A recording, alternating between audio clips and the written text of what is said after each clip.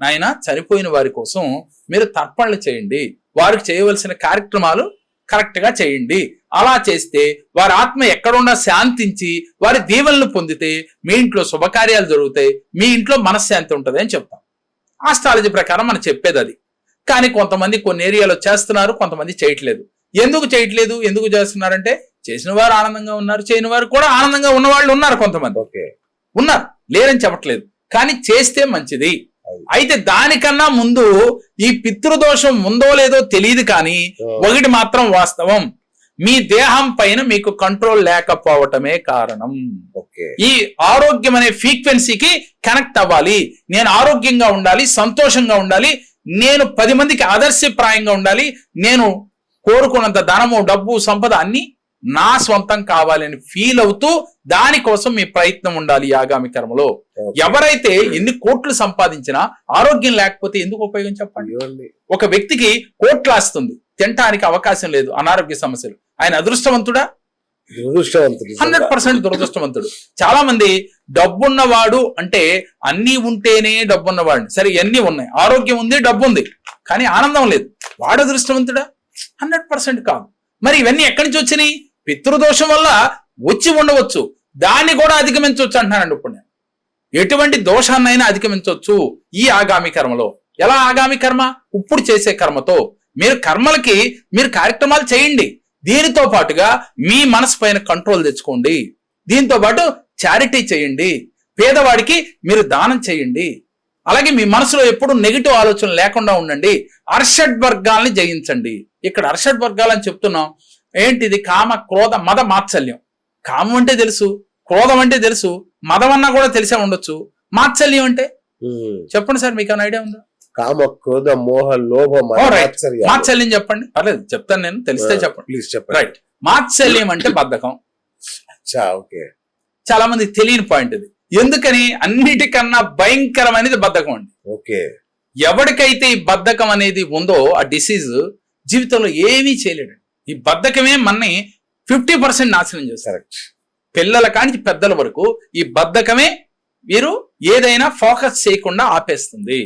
కాబట్టి ఇప్పుడు వరకు ఈ అర్షడ్ వర్గాల్లో ఏది ఉన్నా మీరు జీవితంలో ఆరోగ్యాన్ని పొందలేరు, మనశ్శాంతిని పొందలేరు, ఆనందాన్ని పొందలేరు. కాబట్టి వీటిని జయించండి. పితృదోషాలకి ఆ తర్పణలో చేయండి. దానితో పాటు అది చేసినా రాని వారు ఇది కంపల్సరీ చేయాలి. ఇది చేసి అది చేయకపోయినా పర్లేదేమో, కానీ ఇది మాత్రం కంపల్సరీ. అర్షడ్ వర్గాల్ని జయించాలంటే పాజిటివ్ ఉండాలి, ధైర్యంగా ఉండాలి, బద్ధకాన్ని వదలాలి.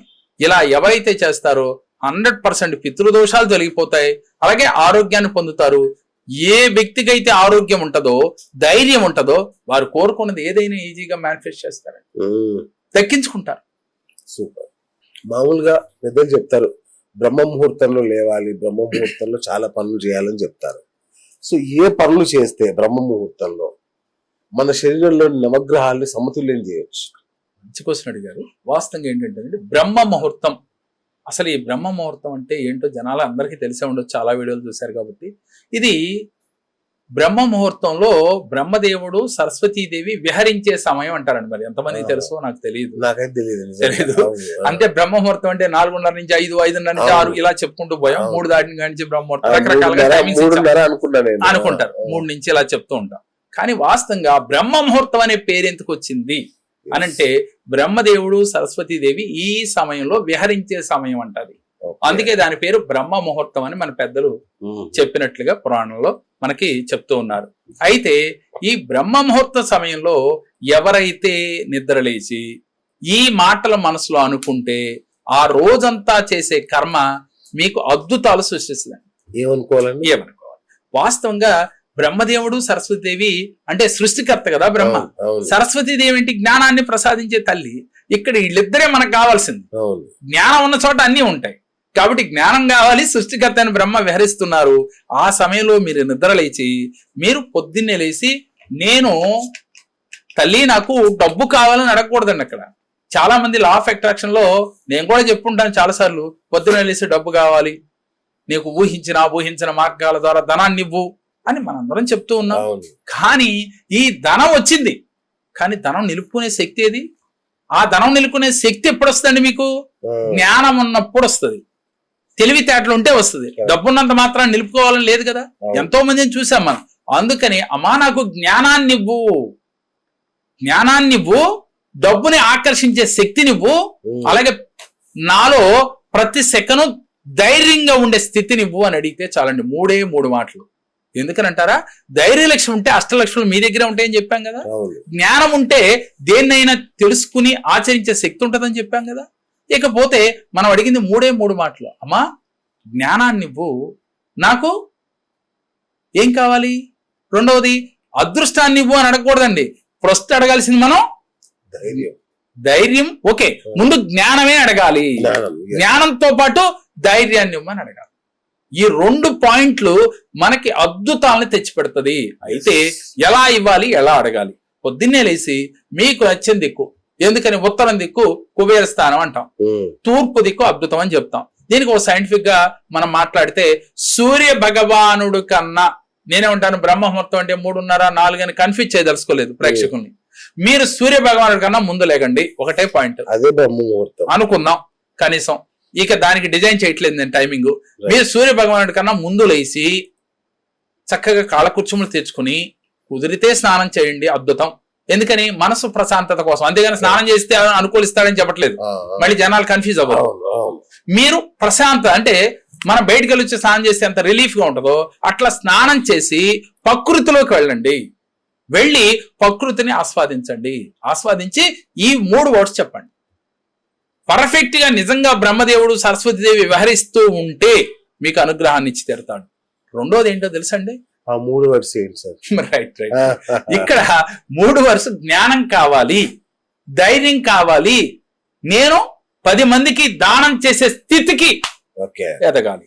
ఏమండి మీరు దానం చేసే స్థితి అంటే మీకు డబ్బు ఉన్నట్టా లేనట్టా? ఉన్నట్టేగా.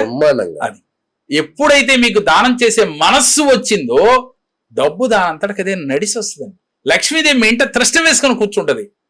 ఆ మనసు ఏది మనకి సహజంగా ఉంటేనే, ఏదైనా ఇస్తేనే వస్తుంది అంటాను నేను. ఇచ్చే మనసున్న వాడికి పుచ్చుకునే అవకాశం, అదృష్టం వరిస్తుంది, తీసుకునే స్థితి ఉంటది. అదే ఈ బ్రహ్మ ముహూర్తంలో ఎవరైతే ఈ సంకల్పాలు చేయాలి. రెండోది ఏంటంటేనండి, ఈ బ్రహ్మ ముహూర్తానికి ఒక ప్రత్యేకత, ఎటువంటి శబ్దాలు లేకుండా ఉంటాయి ఆ సమయంలో. ప్రకృతి అంతా ప్రశాంతంగా ఉంటదండి. అంటే ఆ టైంలో మనం కారు వేసుకుని ప్రయాణం మొదలు పెడితే అరగంటలో వెళ్తాం, ట్రాఫిక్ లోకి వెళ్తే గంటన్నర పట్టేది అరగంటలో వెళ్తాం. అట్లాగే మనం మేనిఫెస్ట్ చేసిన ఆ సమయంలో తొందరగా భగవంతుడికి, యూనివర్స్ కి, భగవంతుడు ఉన్నా అంటే భగవంతుడు, యూనివర్స్ అంటే యూనివర్స్, మీరు దేన్నైతే మేనిఫెస్ట్ చేస్తున్నారో అది జరుగుద్ది. అయితే ఈ చేసే క్రమంలో మన ఆలోచన ఇలా ఉండాలి. అడిగారు ఓకే, కానీ మీరు ఫీల్ అవ్వకుండా ఏది అడిగినా ఉపయోగం లేదు. మాట మంత్రం అవుతుంది అని చెప్పానండి. మాట మన ఆలోచనలు మారుస్తుంది అని చెప్పాను. మన ఆలోచనలు మన నిర్ణయాలు మారుస్తుంది అని చెప్పాను. మన నిర్ణయాలు మన భవిష్యత్తును మారుస్తాయి అని చెప్పుకున్నాం. అయితే ఈ భవిష్యత్తును మార్చాలంటే మీరు మనస వాచ కర్మణ కంప్లీట్ నేను నిజంగా అడుగుతున్నాను, మనస్ఫూర్తిగా హార్ట్ఫుల్ గా ఫీల్ అవుతూ మీ ఫ్రీక్వెన్సీని కనెక్ట్ చేసి అడగాలి. అప్పుడు ఎలా కనెక్ట్ చేయాలి అంటే, ఇందాక మేము చెప్పాను, ఇందాక లవ్ లెటర్ గురించి. ఎలా అయితే లవ్ చేసేటప్పుడు మీ ఫీల్ ఎలా ఉంటుందో, మీ బాడీలో ఒక రకమైన ఆ ఎనర్జీ లెవెల్స్ ఉంటాయి చూడండి, ఆనందం, అంతటి ఆనందంతో రియల్ గా ఫీల్ అవుతూ అడగాలి.